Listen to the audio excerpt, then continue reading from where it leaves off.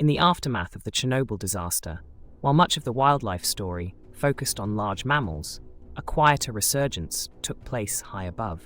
Birds of prey, like the white-tailed eagle and lesser spotted eagle, have reclaimed the skies over the exclusion zone. These majestic raptors adapted to the altered environment, showcasing incredible resilience. They play a vital ecological role by controlling rodent populations, which have exploded in the absence of human activity.